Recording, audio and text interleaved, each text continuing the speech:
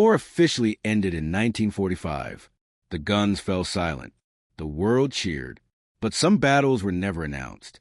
Some wars never ended in history books. After Europe, the soldiers returned. But governments had secrets. Allies and enemies continued fighting in shadows. Cold tensions, espionage, sabotage, and tank divisions moving silently across hidden forests. Armored steel crushed the earth. Cannons fired into abandoned villages, while invisible wars raged far from public eyes. In mountains and forests, soldiers and armored tanks carried out covert missions. Rumbling engines echoed through the mist. Gunfire cracked in the shadows. Explosions tore buildings apart. The war didn't stay on maps. It moved into hidden operations, armored assaults, and stealth attacks, fought in places no history book would ever mention. The deadliest weapons were not just bombs or rifles. They were secrets in tanks. New armored vehicles, secret artillery, and advanced weaponry reshaped the battlefield. Soldiers who survived the front lines now watched tank columns and armored convoys maneuver silently, ready to strike the next hidden battle. Those who returned home were haunted not just by what they saw, but by what they knew. Secrets too heavy to share. Stories too dangerous to tell. Silent tank battles, sabotage missions, and unseen artillery fire all fought in the shadows while the world celebrated peace. Europe rebuilt. Cities rose from rubble. Children laughed where soldiers once fell. But the Cold Wars, the covert missions, the armored battles, they never stopped. Every handshake between allies was a negotiation of survival. Every armored convoy could ignite a new shadow war. History books tell us the war ended. The veterans say otherwise, because the real battles were fought in shadows with tanks, steel, and fire. And the war that could have ended everything was almost unleashed again. The war was over. Or at least, that's what the world was told. Cities were rebuilt. Children played where soldiers once fell. But in the shadows, the real war never stopped.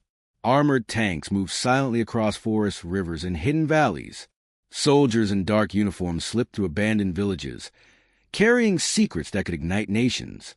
Explosions shattered the night, leaving only smoke and whispers behind. No one reported it. No medals were awarded. Only the ones who lived it knew the truth. High above, planes traced the skies, scouting for operations that never existed on maps.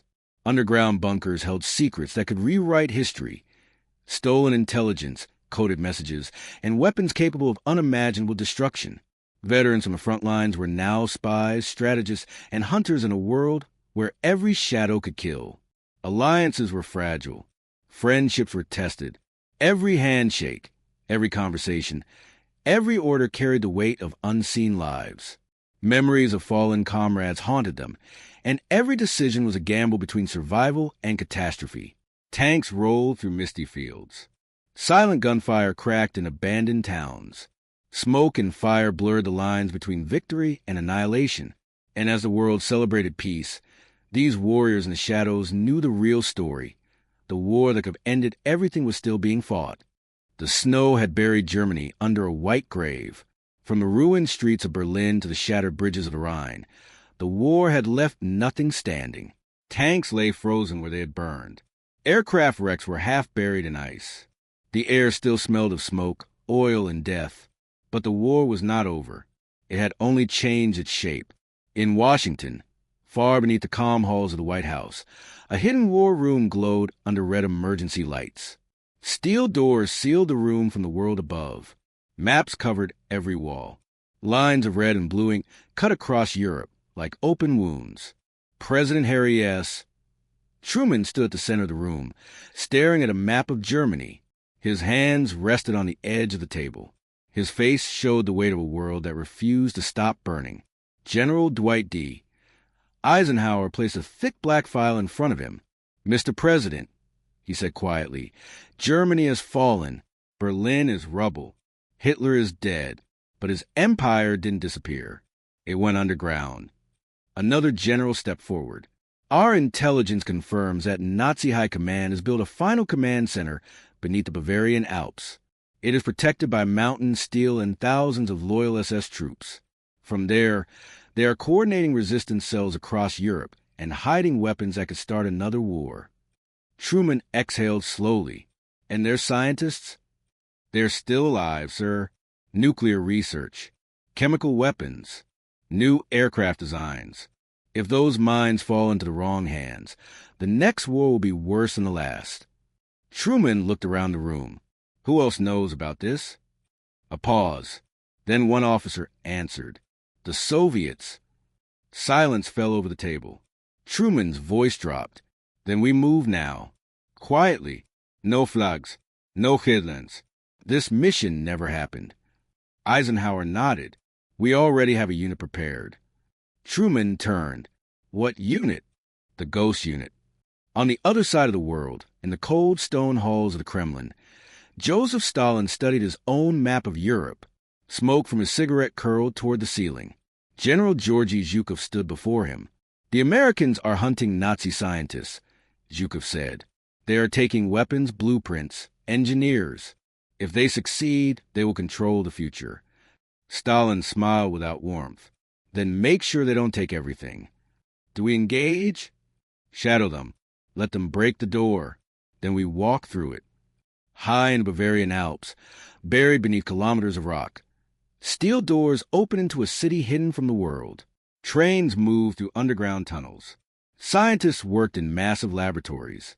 Soldiers marched through concrete halls lined with Nazi banners. This place had a name, the Black Crown.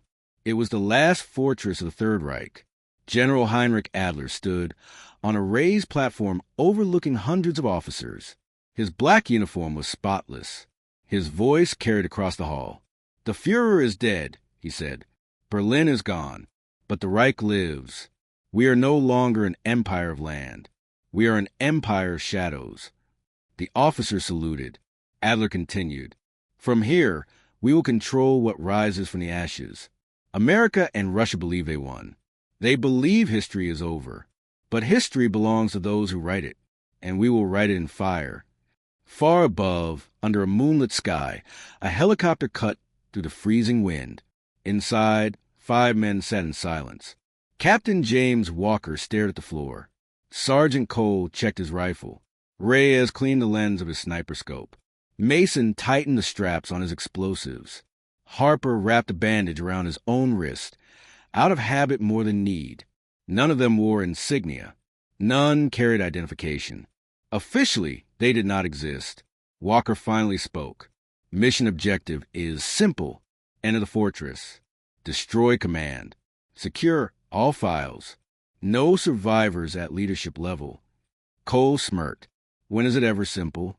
Walker met his eyes. When failure is an option. The helicopter hovered over a mountain ridge. Snow whipped against the hull. 2 minutes, the pilot shouted.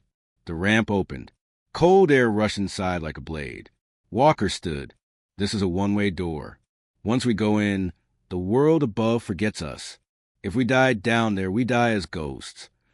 Mason grinned. Better than dying famous. They jumped. Parachutes opened into darkness.